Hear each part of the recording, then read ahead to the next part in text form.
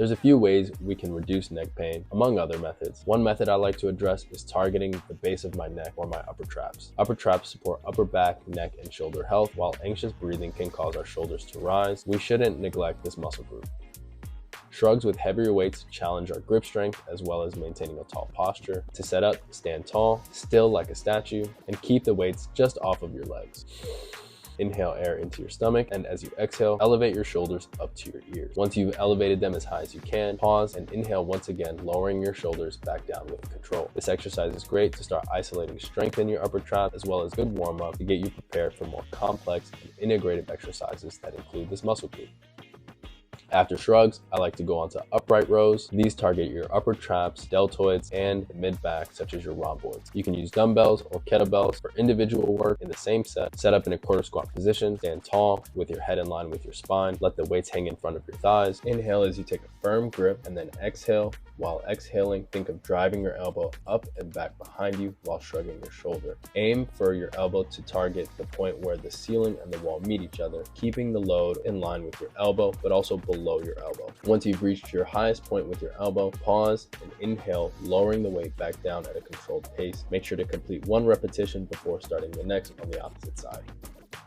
To complement the strength of your upper traps and also enhance the strength of your shoulders, lateral raises are a great way to do so. They also give you that nice rounded shoulder look. With dumbbells, start with your hands at your side, standing tall like a statue. Inhale, bracing your core with air, and then exhale as you raise your hands high into shoulder height. A useful cue I like to use for this exercise is hands up, shoulders down to minimize any activation in my upper traps and keep the tension and work in my shoulders. Once you've reached shoulder height, pause and inhale as you bring your hands back down at a controlled pace. Working both sides simultaneously saves time, but individual work helps to readdress any imbalances or compensations.